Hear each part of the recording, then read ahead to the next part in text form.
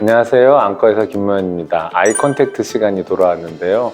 저에게 고민을 털어놓고 싶거나 상담하고 싶거나 또 뭐 불만이 있는 거나 이런 것들 털어놓는 그런 시간입니다.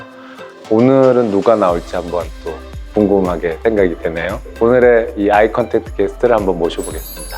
아이고, 우리 수술실 김진호 간호사.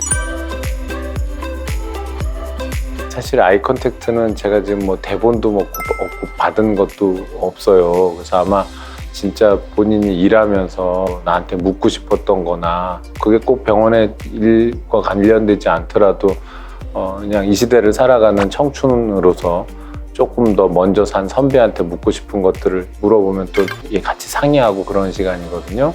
무엇이든 물어보살보다는 좀 더 편한 사람이니까 어떤 얘기가 하고 싶은가요? 연애를 해 나가야 되는데 어떤 사람을 만나야 될까? 원장님이 먼저 산 인생 선배로서 이런 점들을 좀 결혼을 하거나 연애를 할 때 봐줬으면 좋겠다라고 하는 건 어떤 게 있을지. 다 사람은 장점도 있잖아요. 그리고 나랑 어울리는 사람이라는 그런 모양새가 있기 때문에 일단 내가 누군지를 잘 알아야 내가 원하는 상대방이 좀 명확하게 되지 않을까 하는 그런 생각이 좀 들어요. 근데 기본적으로 잘생긴 남자 좋아하지 않나요? 맞아요. 유명한 말 있잖아요. 내가 좋아하는 사람 쫓아다니지 말고 나 좋아하는 사람이랑 살으라고. 근데 그거 되게 어려운 말이에요. 왜냐하면 나 좋아하는 사람이 생겨야 되잖아. 그러니까 그거는 내가 엄청 많은 거를 갖추고 또 갈고 닦고 꾸미고 이런 걸 많이 포함하는 개념이거든요. 그래서 나 좋아하는 사람이 많으면 선택지가 넓어질 텐데 그러려면 내가 굉장히 매력 있게 변해야 돼요.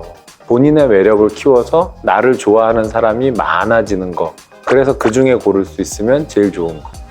그게 답일 것 같아요.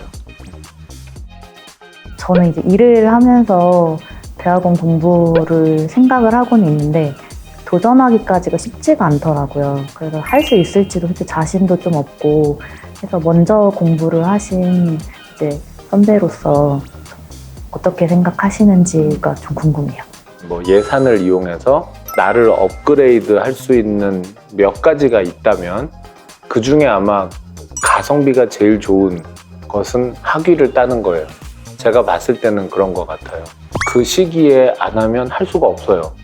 그리고 늦으면 어차피 소용이 없고 그 다음에 나중에는 그건 돈을 주고 살 수 있는 것도 아니기 때문에 이게 이제 나중에 나한테 직장이나 뭐 어떤 면에서 득이 될 거냐 이런 식으로 따진다면 사실은 그건 의미가 별로 없을 수도 있지만 내가 어떤 예산을 들이고 시간을 들여서 나를 업그레이드 하는 것들 중에 뭔가 고른다.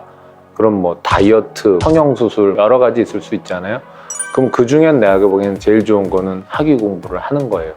그게 실질적으로 본인을 업그레이드 하는 데는 제일 좋습니다. 네, 제가 이제 예전에는 병동에서 일을 했었고 지금 이제 안과라는 파트에서 수술실에서 일을 하고 있는데 이제 안과라는 파트의 간호사로서 원장님이 생각하시기에 제가 더 공부를 해야 될 것들은 어떤 것들이 있을까에 대해서 말씀을 해주셨으면 좋겠어요. 실제로 수많은 환자들의 어떤 응급 상황부터 뭐 자질구레한 여러 콜을 받고 겪어봤던 일들이 있는데 그걸 버리거나 까먹지 않는 것, 그 자기가 애써서 캐리어를 쌓고 고생하면서 얻었던 직업적 지식을 버리지 않는 것, 그게 나는 오히려 1번이라고 보여지고 그 다음에 이제 안과라는 분야에서라고 이제 한정해서 얘기하자면 조금 더 기계 장비 이런 것들에 대해서 좀 더 전문가가 되면 좋을 것 같아요. 병원에서 캐리어를 더 쌓는 것도 중요한데 수술 간호사로서 기계 장비도 되게 익숙하고 이해도 잘 돼 있는 사람들을 선호하는 기계 장비 회사도 많을 것이고 거기에 이제 개발과 관련된 일을 할 수도 있을 것이고 그런 여러 가지로 본인을 업그레이드하는 기회도 되지 않을까 하는 생각이 듭니다. 제가 원장님을 어시하는 간호사인데 조금 더 바라거나 아니면 이제 제가 조금 고쳤으면 좋겠거나 하는 거를 그 고쳤으면은 그렇게 많진 않아요. 개인으로 봤을 때는. 근데 어떤 팀에서의 본인의 위치가 있잖아요. 기능적으로는 굉장히 무르익었는데 나이는 어떻게 보면 오히려 좀 어린 축에 속하고 그런 거를 누군가한테 가르쳐 주거나 하기가 사실은 되게 애매한 경우이기도 해요. 그렇지만 그런 걸 더 잘 쉐어해주면 더 좋겠다. 수술실에 들어오면 더 긴장하는 사람도 많고 더 예민한 사람들도 많은데 상대를 좀 하는 게 최근 들어서 좀 많이 힘들더라고요. 제 마음가짐의 문제였는지는 모르겠는데 그래서 그럴 때는 이제 원장님은 어떻게 대처를 하셨는지 그것도 궁금하고 사회생활을 하다 보니까 인간관계가 제 마음대로 다 되진 않더라고요. 그런 거에 대해서 제가 최근에 좀 많이 멘탈이 흔들렸는데 이제 인간관계에 대해서는 이제 친구들이나 아니면 이런 것들에 대해서 어떻게 관리를 하시는지가 좀 궁금해요. 그거는 나도 묻고 싶은 거이기도 해요.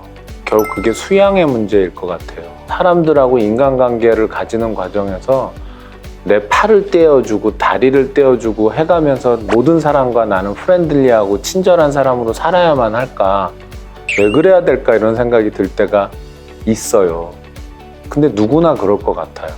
또 여기 지금 시청자분들 중에 상당수는 뭐 그 조직 안에서 별의별 갑질 뭐 이런 거에 당하고 마음 아프고 진짜 그런 억울한 일들을 많이 겪지 않겠어요?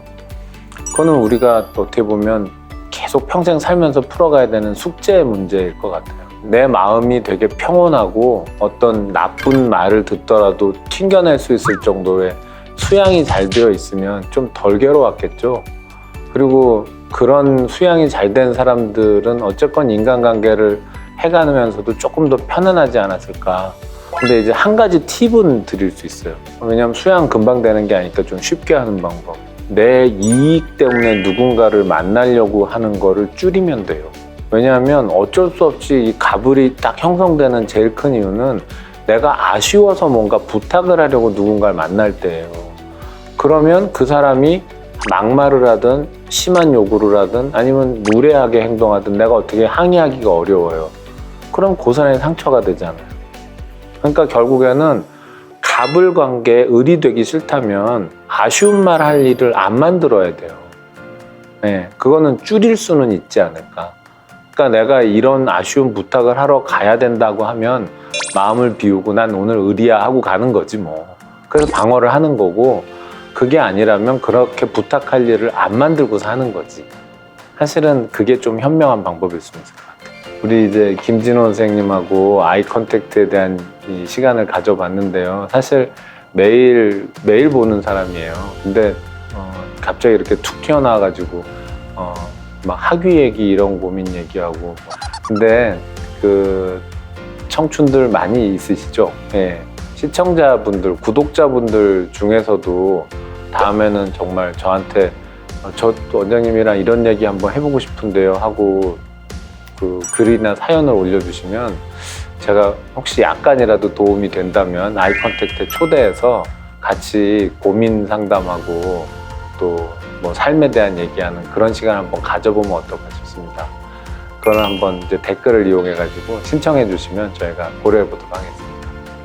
자, 오늘 우리 김진호 선생님이 아이 컨택트 시간에 이 귀한 걸음을 해주었는데 다른 거는 많이 약속은 못할 것 같지만 가끔씩 쏘는 눈에서 쏘는 그 짜증 레이저를 훨씬 좀 줄이는 그래서 심하게 갑질하지 않는 그래서 마음에 괜히 상처받게 하지 않는 그런 직장 상사가 되도록 노력하겠다고 약속을 하면서 이 시간을 마치겠습니다.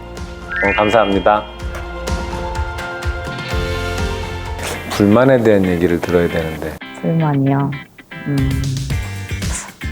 불만은 최근에 없는 것 같은데. 왜 없어?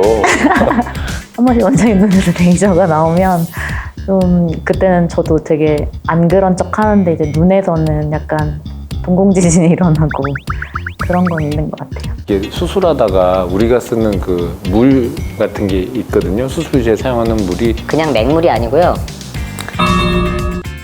되게 싫어요. 쓸데없는 불필요한 지적을 제가 자꾸 하죠. 근데 그거는 좀 해결되면 좋겠어요. 이거 불만을 내가 얘기하면 안 되는데.